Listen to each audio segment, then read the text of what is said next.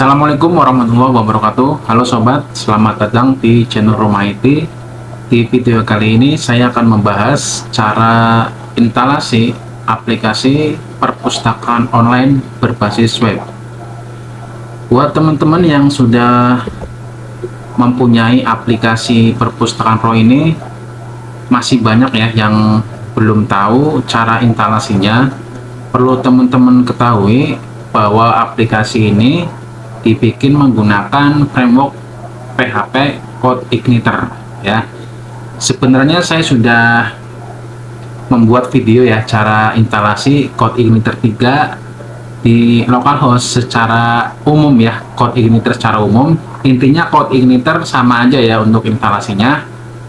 Baik, untuk lebih spesifik lagi mengenai cara instalasi aplikasi ini, langsung saja.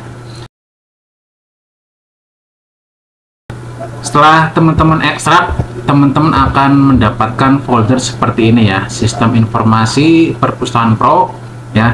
Ada database, ada script, ada cara install, ada informasi login.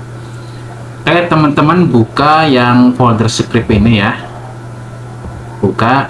Kemudian teman-teman bikin tab baru di Windows Explorer.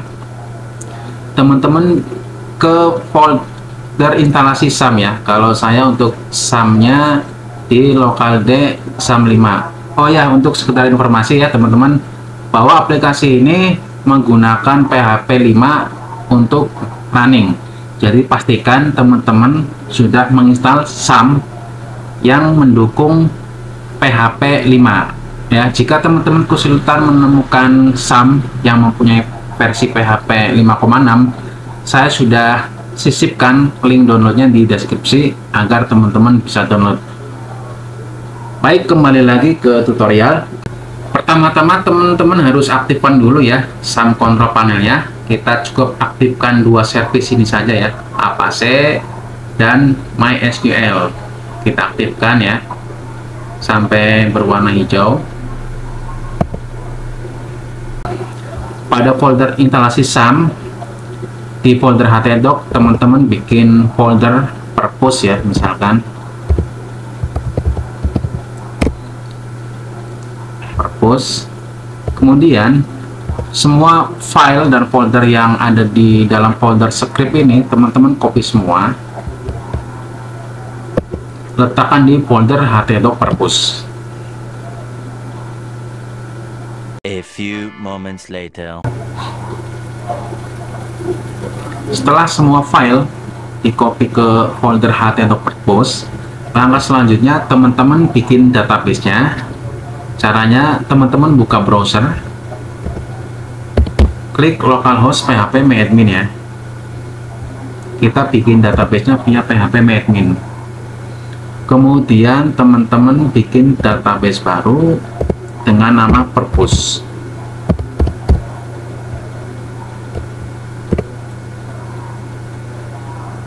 Oke, setelah membuat database purpose, teman-teman impor untuk file SQL-nya. File SQL-nya teman-teman cari di folder aplikasi teman-teman yang sudah download ya. Ada di folder database purpose SQL. Nah, teman-teman import menggunakan file SQL ini. Ya, ini tab import, use file.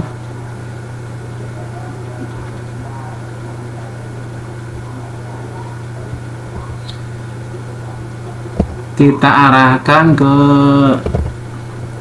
file SQL tadi ya.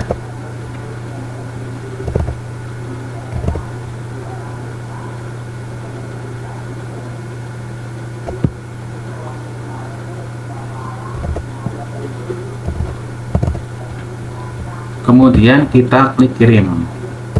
Tunggu sampai file SQL ini terimpor di database purpose teman-teman. Baik, setelah impor berhasil, langkah selanjutnya adalah teman-teman pergi ke folder purpose yang di htdoc tadi ya. Kita lakukan konfigurasi, ada di folder application config. Untuk konfigurasinya ada dua. Yang pertama config.php dan database.php. Kita buka dulu yang config.php. Nah, untuk base URL-nya saya setting dinamik ya. Artinya teman-teman tinggal di domain manapun dan di direktori manapun, maka akan menyesuaikan dengan direktori teman-teman. Jadi base URL ini tidak usah teman-teman setting karena emang sudah saya setting ke dinamik. Oke, kita skip untuk yang config.php ya. Kemudian untuk konfigurasi yang kedua, kita buka database.php.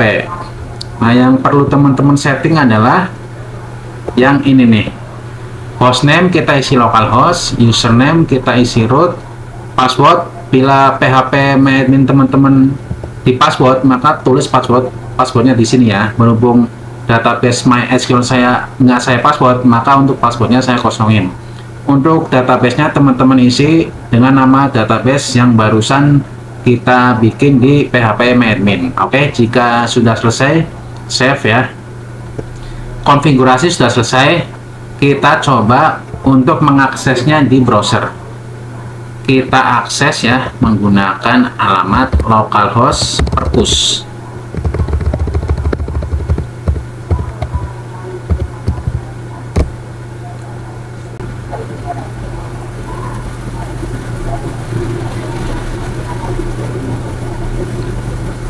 Baik, setelah aplikasi berhasil dibuka, untuk loginnya ada di bawah kanan. Untuk informasi loginnya secara default, teman-teman silakan ke folder aplikasi yang teman-teman download. Di sini ada informasi login ya. Nah, ini ada informasi login. Kita coba login sebagai administrator dulu ya. Untuk username-nya admin@admin.com. Untuk passwordnya password. Kita coba login dulu ya. Ini sudah otomatis ya.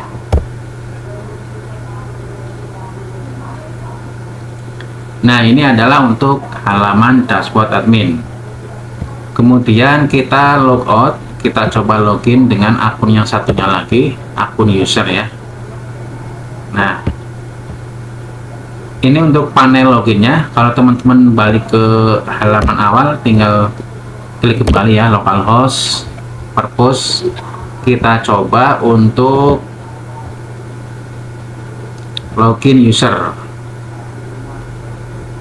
Untuk login usernya saya kasih contoh cross@wakanda.com. Untuk passwordnya 1234567 ya.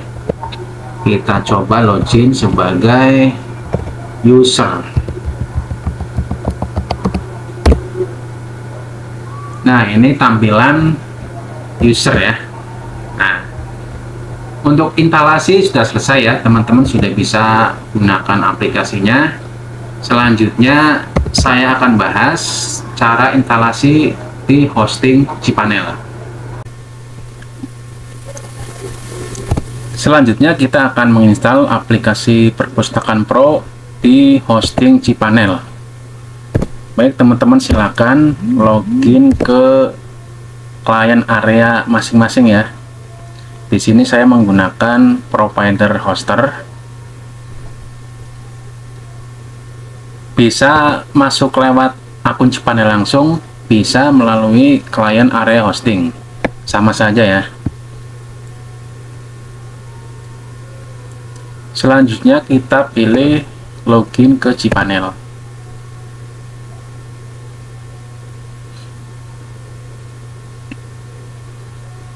Nah, yang pertama kita bikin database-nya dulu ya teman-teman. Kita cari di tab database, lalu kita klik MySQL database.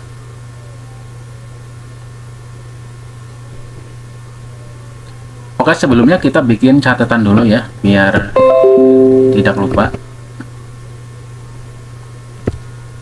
Kita bikin catatan untuk nama database,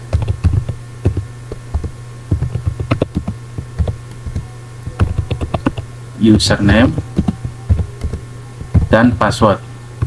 Kita butuh 3 variabel ini untuk disetting di konfigurasi aplikasi.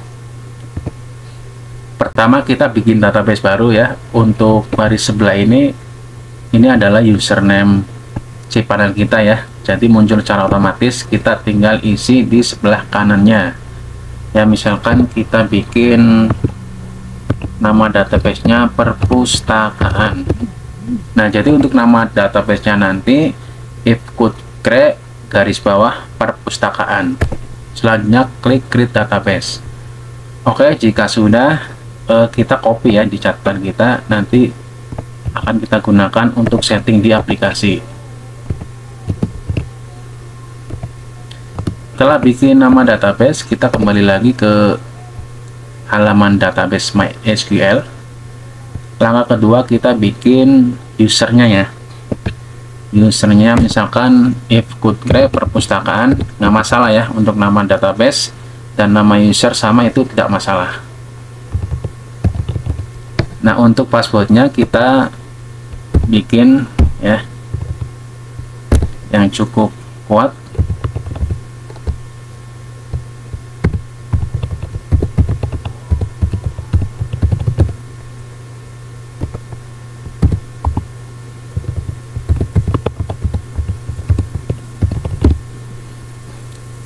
Nah, untuk passwordnya kita catat ya. Username kan tadi if could create perpustakaan sama dengan nama database. Untuk passwordnya saya bikin contohnya. Nah, selanjutnya kita klik create user. Oke, setelah selesai bikin user database, langkah selanjutnya kita hubungkan username database dengan nama database. Teman-teman scroll ke bawah, nanti ada pilihan add user to database. Nah, untuk user yang tadi kita bikin if could create perpustakaan ya, kita akan menghubungkan dengan database if could create perpustakaan. Nah, jadi kita hubungkan ya antara user dan database. Klik add. Nah, selanjutnya ini ada manage user privilege. Untuk privilege-nya kita checklist semuanya saja. Setelah itu klik make change. Oke, untuk profil database sudah selesai. Selanjutnya kita kembali ke tools cPanel.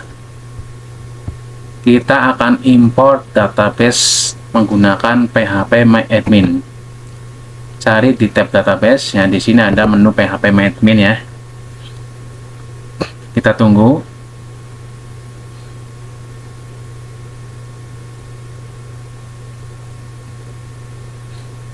Nah, cari database yang tadi kita bikin ya. If could create perpustakaan. Selanjutnya klik tombol import. Nah, kita akan import file SQL ya di berkas yang teman-teman download. Nah, ini ya, di folder database ada purpose.sql. Kita akan import file SQL ini. Tunggu sampai selesai. Nah, baik ya, untuk database sudah kita buat semua, mulai dari user, nama database, dan password, sampai untuk file SQL-nya sudah berhasil kita import. Nah, langkah selanjutnya kita menyiapkan domain. Nah, teman-teman bisa pilih ya, mau diinstal di domain utama atau di subdomain. Berhubung saya untuk domain utamanya sudah ada isinya, maka saya akan install di subdomain. Teman-teman cari ya untuk subdomain di cPanel Tools. Nah, di sini ada ya, klik domain. Kita bikin subdomain baru. Create a new domain. Untuk domainnya kita tulis ya, subdomain perpustakaan. Nah, lanjut dengan nama domain utama. Nah, jadi saya akan bikin subdomain perpustakaan.imamdev.com. Nah, ini untuk share dokumen rootnya jangan di checklist ya, karena kita akan menggunakan dokumen root sendiri, yaitu perpustakaan.imamdev.com. Kita submit.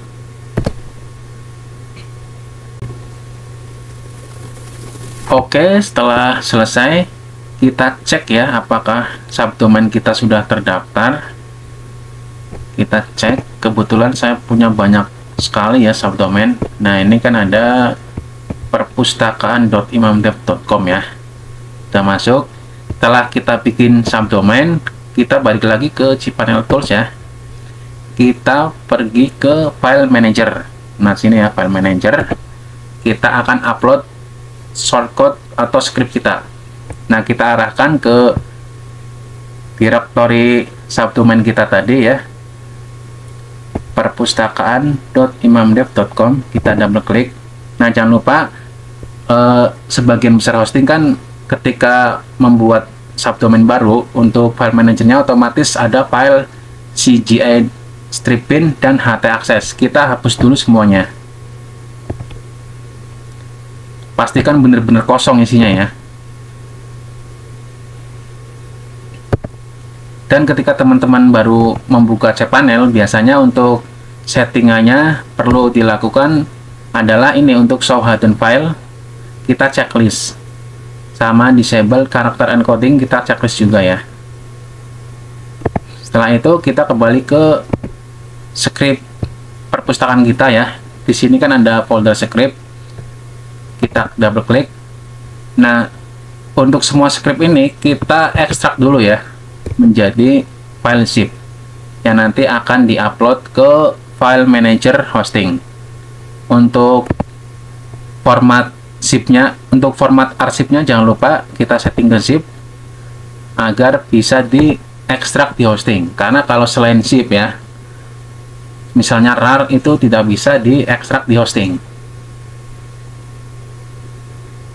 Kita tunggu sampai pembuatan arsip zip selesai. A few moments later.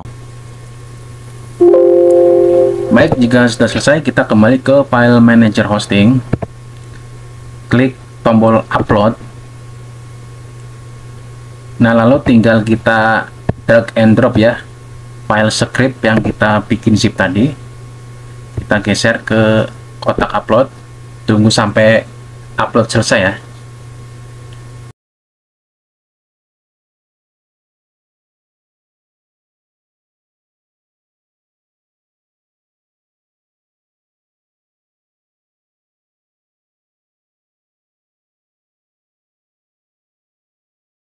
Baik, jika sudah selesai proses uploadnya, kita kembali ke file manager. Setelah itu kita ekstrak ya untuk script zip ini. Klik extract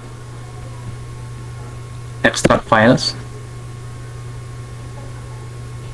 Setelah ekstrak selesai, jangan lupa hapus ya untuk file zipnya ini untuk mengurangi kapasitas hosting.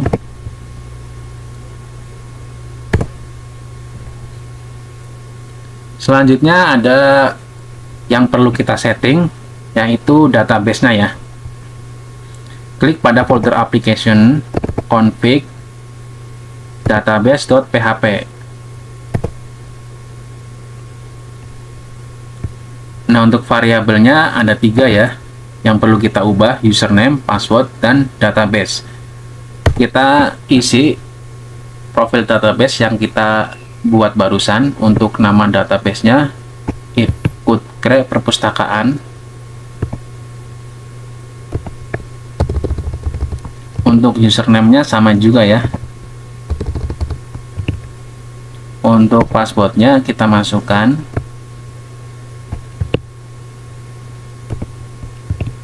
Setelah semuanya terisi, klik save change. Nah, setelah selesai, kita config untuk versi PHP-nya ya di cPanel. Kita balik lagi ke cPanel Tools. Di sini kita cari yang untuk pengaturan versi PHP. Di sini ada 2 pengaturan ya. Yang pertama multi PHP Manager, dan yang kedua select PHP version. Perbedaannya apa? Untuk yang select PHP version itu kita mengatur versi PHP untuk semua domain kita. Jadi misalnya di hosting kita mempunyai beberapa domain dan subdomain. Nah, maka untuk versi PHP-nya mengikuti yang current PHP version ini ya, yang select PHP version. Dan untuk pengaturan kedua, yang multi PHP manager, itu kita setting versi PHP per subdomain.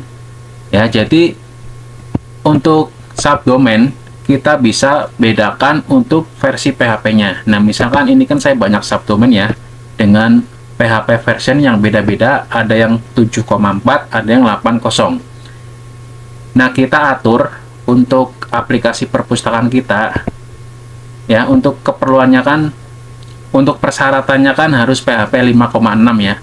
Maka kita setting untuk domain perpustakaan kita setting ke versi PHP 5,6 ya. Kita checklist satu subdomain ini. Selanjutnya kita ke atas pojok kanan. Kita pilih untuk versi PHP-nya 5,6 EA PHP 56. Jangan pilih yang ALT ya. Kita gunakan yang versi EA PHP 56. Kemudian klik apply.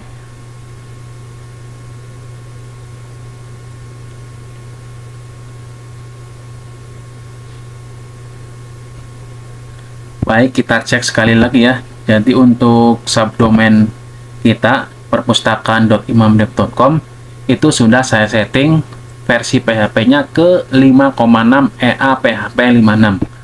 Selanjutnya kita cek ya, kita copy untuk subdomainnya. Kita buka di browser apakah sudah bisa diakses. Oke, sudah bisa ya teman-teman. Selanjutnya kita login sesuai dengan hak aksesnya, bisa login admin atau login user ya. Untuk informasi loginnya ada di file script informasi login.txt.